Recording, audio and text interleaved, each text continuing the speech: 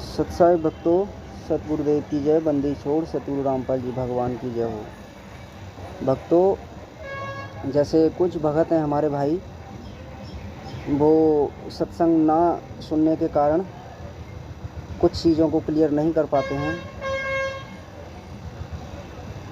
हमारे जो भगत हैं कहते हैं कि मीरा जी का मोक्ष हो गया, गुरु नानक जी का मोक्ष हो गया, अर्जुन सर्जुन का मोक्ष हो गया। तो भाइयों, ऐसा कुछ नहीं है, उनका कोई मोक्ष नहीं हुआ है अभी, क्योंकि उस समय उनका मोक्ष नहीं होना था।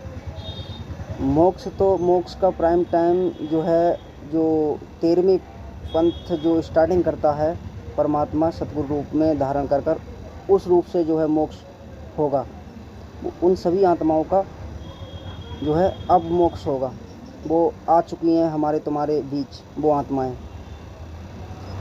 तो आइए हम देखते हैं, ये एक छोटा सा सत्संग है जिसमें गुरुजियों ने साफ साफ क्लियर कर दिया कि गुरु नानक जो थे उनके लिए परमात्मा ने जो भक्ति विधि बताई थी, उन्होंने अपनी भक्ति विधि की। फिर उस भक्ति विधि से गुरु नानक जो है मिन्नी सतलोक में पहुंच गए। मिन्नी सतलोक यानी ये काल के जो 21 ब्रह्मांड हैं, इसी के अंदर परमात्मा ने एक मिन्नी सतलोक बना रखा है। वहाँ पर हैं गुरु नानक की आत्मा। तो गुरु नानक जो है वहाँ पर जाकर बहुत पछता रहे थे, बहुत रो रहे थे कि भाई हमारा तो दाव चूक गया, क्योंकि फिर उनको पता लग गया कि हम जो है कहाँ पर आए हुए हैं, हमें जाना कहाँ था। तो आइए आपको सुनाते हैं ये सत्संग, आप ध्यान से सुनना ये सत्संग भक्तों, ये क्लियर हो जाएगा बिल्कुल। सत साहिब 12 वर्ष तक नानक जी इधर उधर परमात्मा की महिमा का गुणगान करते रहे।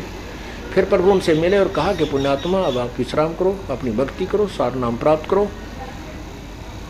और बैठ कर भजन करो। तो पिछले लास्ट के 16 वर्ष अपने घर पर जाकर नानक साहब ने अपने खेतों में खेती की बच्चों के साथ और अपने सतलोक प्राप्त हुआ। कहने का भाव ये है कि परमात्मा फिर उस प्यारी आत्मा को सतलोक, अपने यहाँ के मिनी सतलोक में ले जाते हैं। वहाँ जाकर वो खूब रोता है और उस जैसे नालायक वहाँ बहुत बैठे पाएंगे, से भी बैठ कर बतलाते हैं हमने नाश कर दिया, हमने बड़ी बनाई बात बिगाड़ दी। अब पता नहीं कौन से कलयुग में परमात्मा कब दया होगी या ना होगी, क्यों कलयुग के अंदर ये काल इतना सतर्क हो जाता है, नाना प्रकार के पंथ बना देता है, भिन्न भिन्न प्रकार के मजहब बनवा देता है, क्योंकि कोई एक दूसरे की बात को सुनकर प्रसन्न नहीं और आपस में लड़ाई झगड़े मार काट।